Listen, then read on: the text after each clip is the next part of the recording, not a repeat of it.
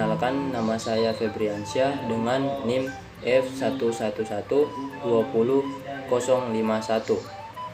Dan perkenalkan teman saya. Assalamualaikum warahmatullahi wabarakatuh. Perkenalkan, nama saya Reski Yusnika dengan NIM F1120028. Ya, pada kali ini kami akan menyampaikan beberapa materi dari pertemuan Bahasa Indonesia kemarin. Yang pertama akan dijelaskan oleh teman saya Reski Yusnika. Baiklah, materi pertama yaitu kedudukan bahasa Indonesia. Kedudukan bahasa Indonesia sebagai bahasa nasional dimiliki sejak diikrarkannya Sumpah Pemuda pada tanggal 28 Oktober 1928. Adapun pengelompokan bahasa Indonesia terdiri dari 3, yaitu 1. Bahasa nasional dan bahasa negara, berfungsi sebagai bahasa resmi kenegaraan dan bahasa pengantar di dunia pendidikan. Kedua, bahasa daerah sebagai sarana pendukung budaya daerah dan sebagai identitas suatu daerah tersebut. Ketiga, bahasa asing sebagai sarana pemanfaatan iptek dan alat perhubungan antar bangsa. Kemudian adapun bahasa Indonesia baku. Bahasa baku atau bahasa standar adalah ragam bahasa yang digunakan dalam situasi resmi seperti perundang-undangan, surat menyurat, serta rapat resmi. Baiklah, selanjutnya kita akan lanjut kepada materi selanjutnya, yaitu tentang teks akademik. Teks akademik atau teks ilmiah adalah tulisan yang diperoleh sesuai dengan sifat keilmuannya dan didasari oleh hasil pengamatan, penelitian, dan peninjauan dalam bidang tertentu. Teks akademik dapat dijumpai pada buku, ulasan buku, laporan proposal, laporan penelitian, laporan praktikum, dan artikel kimia. Adapun genre dalam teks akademik yaitu genre makro dan genre mikro.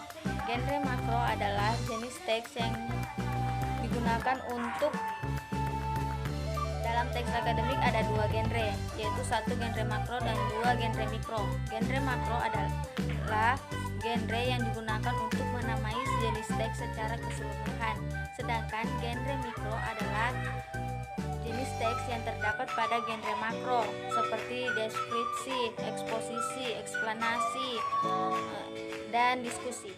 Lanjut ke materi 4, yakni tentang ulasan buku.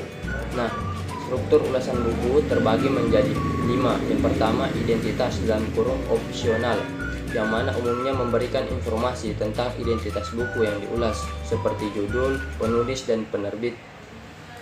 Lanjut ke struktur kedua, yakni orientasi, yang mana menyampaikan informasi tentang buku yang diulas, seperti siapa penulisnya dan siapa pembaca yang akan dituju. Yang mana dalam orientasi ini genre mikro yang digunakan adalah deskripsi dan eksposisi. Nah, lanjut ke struktur ketiga, tafsiran, yakni isi atau ringkasan buku bab demi bab, yang mana genre mikronya juga yang digunakan adalah deskripsi dan rekon. Struktur yang keempat, yakni evaluasi, penelitian terhadap buku yang diulas dalam berbagai hal dengan menunjukkan keunggulan dan kelemahan melalui perbandingan dengan buku sejenis. Genre yang digunakan adalah diskusi.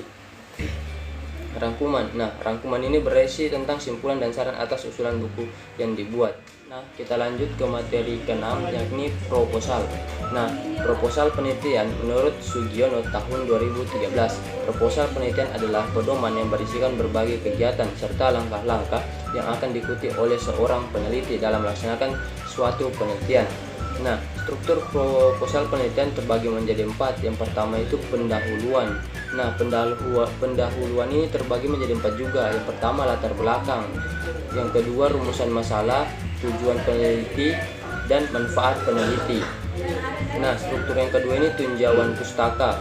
Nah, tinjauan pustaka ini berfungsi untuk menyajikan ulasan-ulasan penelitian yang telah dilakukan sebelumnya, kemudian membandingkannya dengan penelitian yang akan dilakukan lagi. Nah, struktur yang ketiga yakni landasan teori. Landasan teori ini berfungsi untuk menyajikan ulasan teori yang akan digunakan dalam pemecahan masalah yang akan diteliti. Nah, metode penelitian. Struktur metode penelitian ini terbagi menjadi 3 juga. Yang pertama, jenis penelitiannya, yakni seperti studi kasus dan eksperimen. Yang kedua, sumber data seperti kuesioner atau wawancara. Yang ketiga, alur penelitian atau kronologi prosedural. Nah, menyusun kerangka masalah dari proposal penelitian dari hal yang umum ke hal yang khusus atau sebaliknya. Ya, itulah penyampaian materi dari kami berdua. Lebih dan kurangnya kami mohon maaf. Wassalamualaikum warahmatullahi wabarakatuh.